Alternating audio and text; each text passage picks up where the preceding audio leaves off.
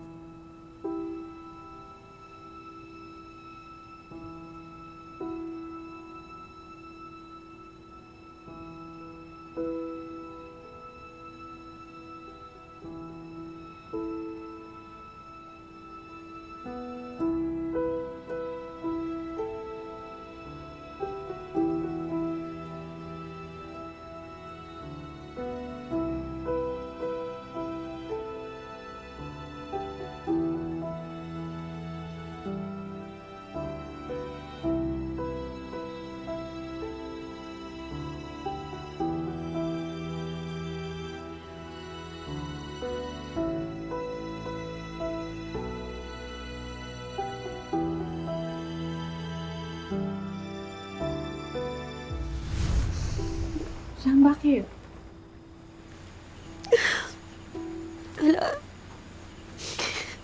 Naalala ko yung last moments namin ni Paco.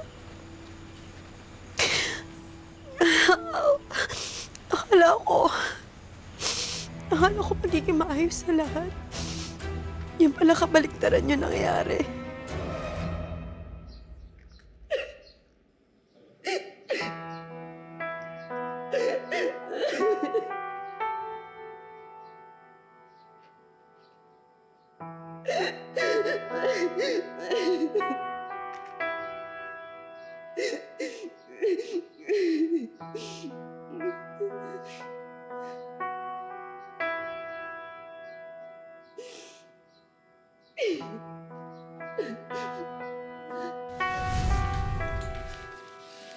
Han, nakahanap na ako ng marriage counselor natin.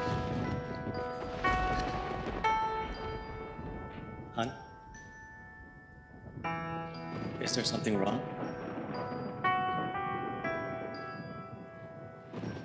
Naging close ba kayo ng papa ko? Ni Dr. Orly Castillo?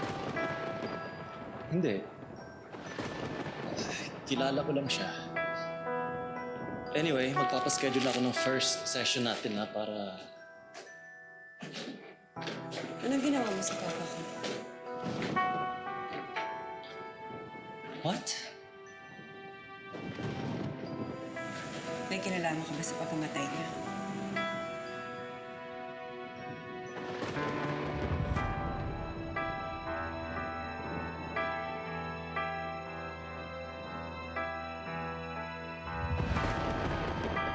Akala ka ba okay na tayo? Why are you bringing up the death of Doc Orly? I'm just asking you a question. You're accusing me. Di sagutin mo. No! No! Wala akong kinalaman sa pagkamatay ni Doc Orly. Nagpakamatay siya. Hindi siya nagpakamatay. Pinatay siya. And you think I did it? Why the hell would you think that? Narinig ko mama mo at ang tito mo. Pinagtakpan ka ng mama mo sa mga ginawa mo sa papa ko. What? Ano ibig sabihin nun? Ha?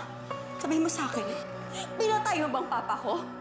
Sam, Pinatay mo ba? Aminin mo sa hindi ko pinatay! I said no! No! No! No! Hindi ako mamamatay tao! I did not kill him! I said no! Ano ba tingin mo sa akin, ha? I did not kill him! I've been nothing but honest with you!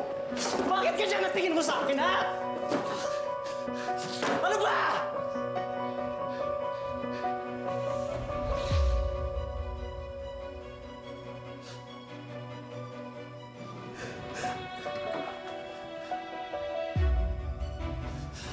Sam, please. Sam. Nagsinungaling ka sa akin. No, no, not this time. I'm telling you the truth this time, please. Huwag mo gagawin to sa atin, please. Promise you. Sam.